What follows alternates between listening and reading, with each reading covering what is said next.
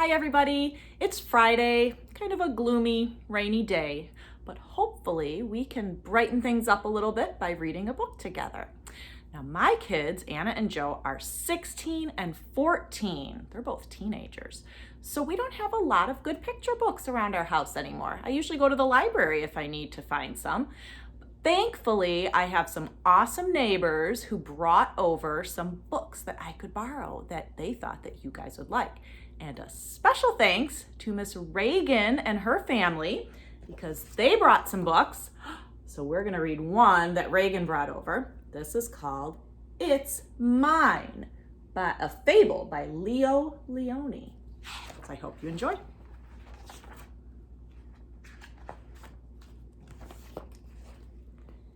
In the middle of Rainbow Pond, there was a small island. Smooth pebbles lined its beaches, and it was covered with ferns and leafy weeds.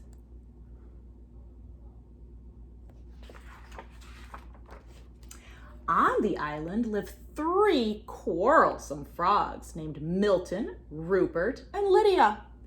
They quarreled and quibbled from dawn to dusk. I'm sure you guys never quarrel with your siblings, do you? "Stay out of the pond," yelled Milton. "The water is mine."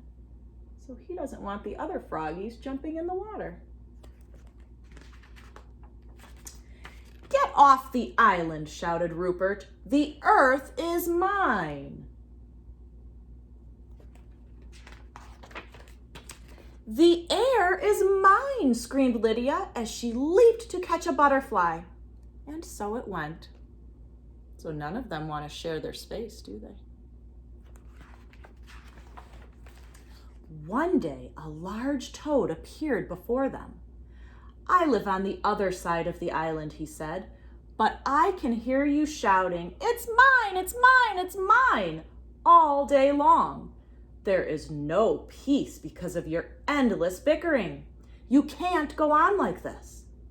With that, the toad slowly turned around and hopped away through the weeds. No sooner had he left than Milton ran off with a large worm. Oh, look, he's got a big worm in his mouth.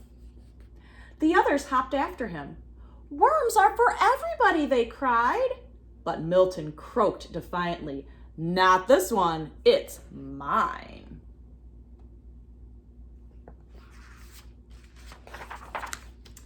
Suddenly, the sky darkened, and a rumble of distant thunder circled the island.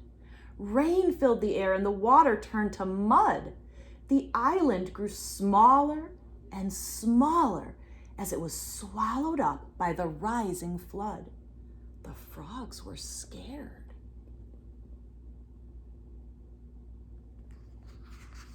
I'd be a little scared too.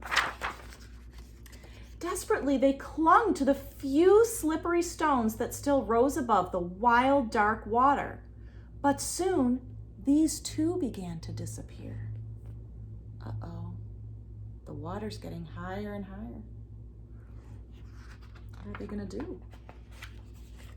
There was only one rock left, and there the frogs huddled, trembling from cold and fright. But they felt better now that they were together, sharing the same fears and hopes.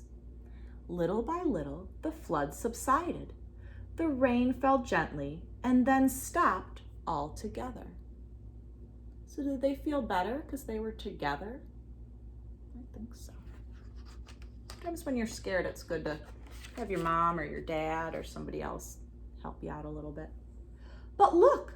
The large rock that had saved them was no rock at all. What is it? "Yes, you saved us," shouted the frogs when they recognized the toad. So they thought they were on a big rock, and it was really the toad. The next morning, the water had cleared. Sun rays chased silver minnows on the sandy bottom of the pond. Joyfully, the frogs jumped in, and side by side they swam all around the island. Together they leaped after the swarms of butterflies that filled the air. How many butterflies are there? Let's try counting them. 1, 2, 3, 4, 5, 6, 7, 8 butterflies. That's a lot of butterflies for them to catch.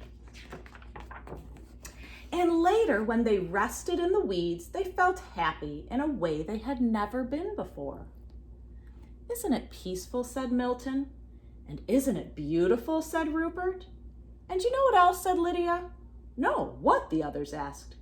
It's ours, she said. So instead of everybody saying, it's mine, now they said, it's ours. And they had much more fun.